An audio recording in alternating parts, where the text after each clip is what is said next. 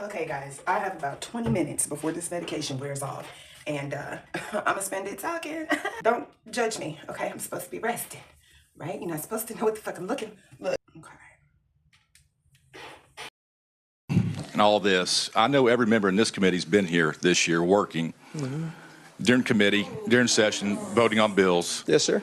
And I know you may have some things going on, but you have not. So I don't think it's fair for you to come in front of this committee and lecture us on hard work and convictions and hard work for our committee. So when I understand where you're at and what you're doing and why, but at the end of the day, we've been here working. We've been on the House floor voting on bills. We've taken the tough questions. We've taken the tough votes. Yeah. And we're doing so. So I don't think it's fair for you to come here and lecture this committee on hard work when we've been up here doing the hard work. Thank you, Chair Farmer, for your comments. They incense me. They make me very, very angry. Very angry. Not just because of the lack of regard, but the disrespect and the same denigrating tone that you used on the State House floor when the vote to expel me happened. It's disrespectful.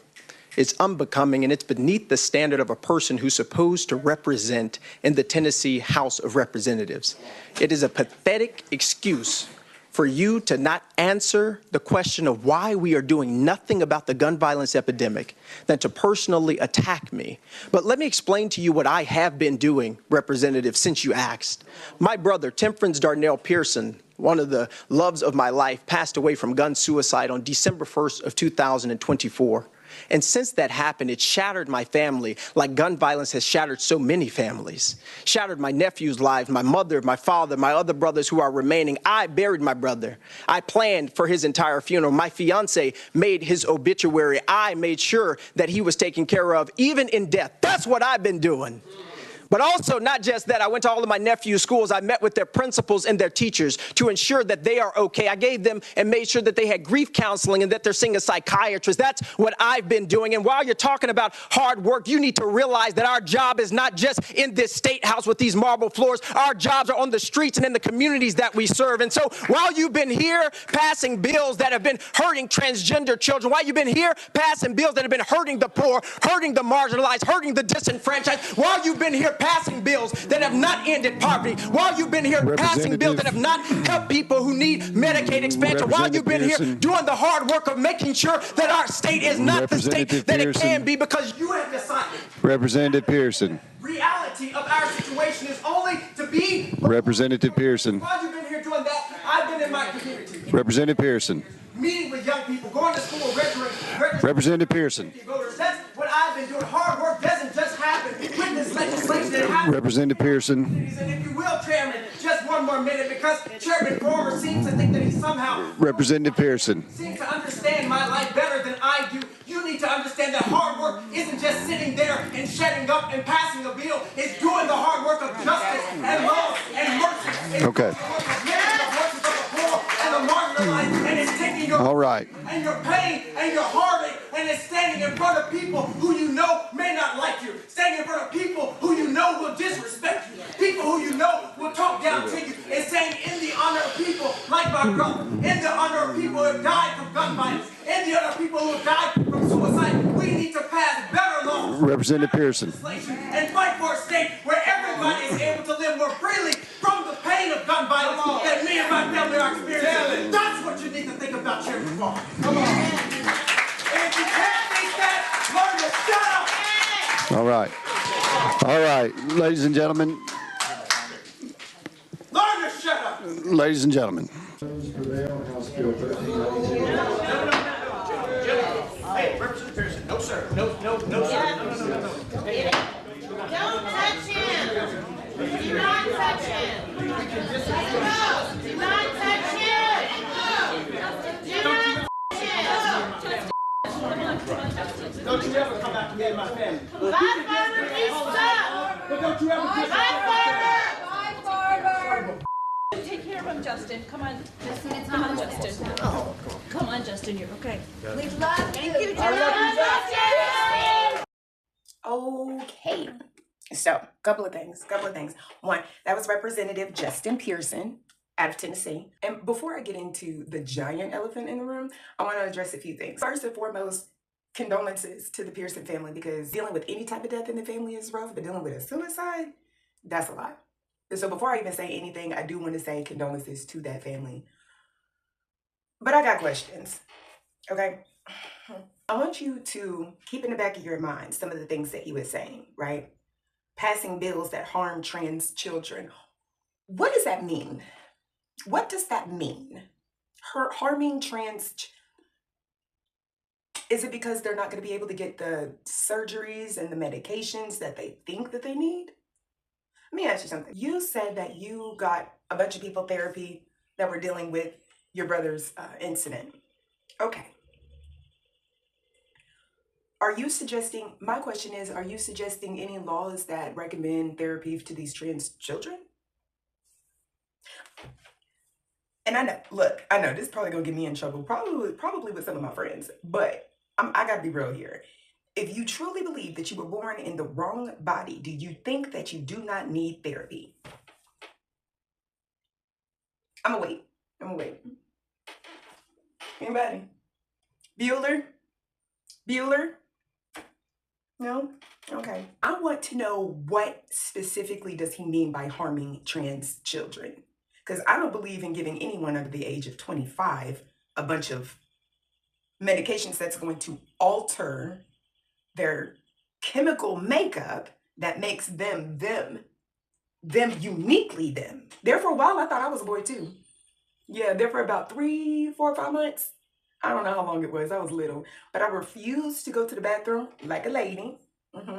As a matter of fact, I would straddle the toilet. And I can't, I mean, obviously you're not going to. So I would have to like squat down. But I'd be squatting in front of that toilet, just a pissing everywhere. I'm a boy.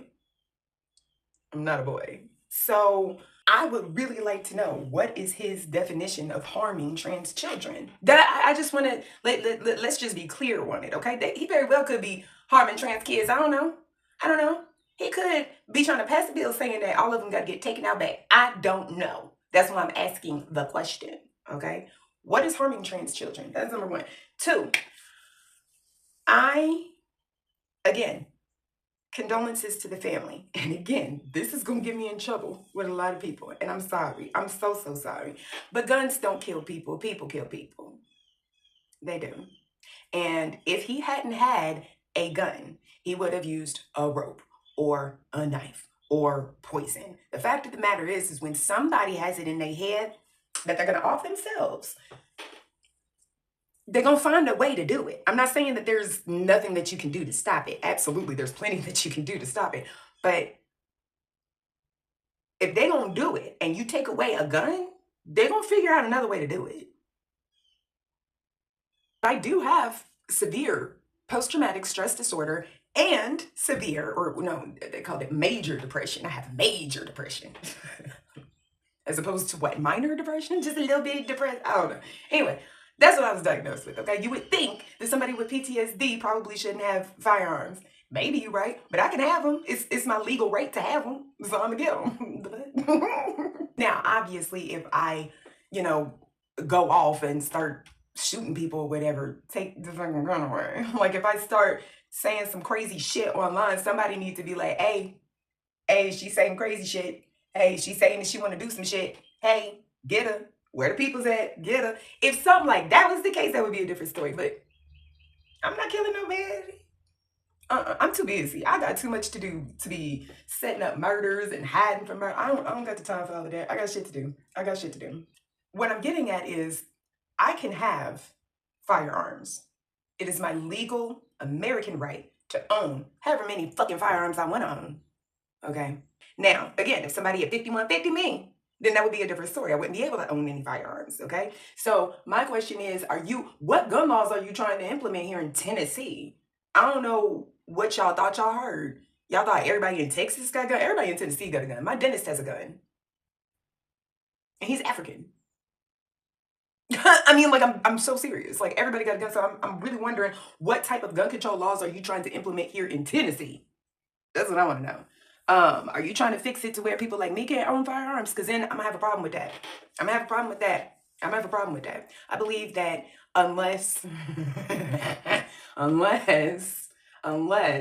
because there's some people, I will say there are some people that don't need no firearms. I will say that. But I do believe wholly it should be every single Black American citizen's not right, but mandatory obligation to own at least 2 firearms at all times. That's what I believe. So, what kind of gun control laws are you trying to put in place? Oh, last thing before I really get into it. Those grunts that, oh God, that was so disgusting. I had to watch it a couple of different times to understand what Justin was saying, because all that into the microphone was really pissing me the hell off. That shit was nasty. And I'm not talking about, oh, that was nasty, like that was a nasty thing to do. Nasty as in disgusting. You're putting all your nasty ass spit germs, probably be dipping too, all over the fucking microphone where other people gotta talk on it. You nasty. That's nasty. Ew. Ugh. All right, so let's get into it. Like I said before, let me show you how they be playing in our face, okay? This is Representative Justin Pearson. You may have seen this clip making its rounds on social media, but that second half is what you saw making its rounds on social media, making it look like he just snapped and just went the fuck off, right? That first half, that's what I wanted you to see, okay? I wanted you to see that because that's what was happening before that jump cut. Did you notice the jump cut? And that cut is the real fucking story. What happened between that first part and the viral part? What happened during that jump cut? That's what I want to know. That's where the real story is. The media, traditional media, social media, sometimes even new media, will allow us to fight amongst each other while they set the table. And we fighting for scraps. And I don't think this is the thing, okay? I think that Carmelo Anthony is going to be the thing that sets everything off this summer. If not, Carmelo is definitely going to be something the fuck else. But every summer is a new incident, a new outrage, a new way to split all of us up. And the timing always hits when the weather breaks. Always. You see, because this isn't about the left versus the right. This isn't even about Justin Pearson. It's not. It's about strategy and misdirection. It's about knowing when you're being played and not dancing every time the puppet master says, dance, nigga, dance. That's what it's about. Look. Oh, shit. Look, I'm not here to change your mind. I am just here to help you see the strings. That's it. That's it. Comment below if you, holy fucking shit. Comment below if you've seen this video in its entirety, or if you're just now catching up on it. What do you think? How do you feel about it? I feel like I'm about to die. It's been 22 minutes since I've been, yep, 20 minutes, that was my limit. Okay. Comment and like and subscribe or whatever.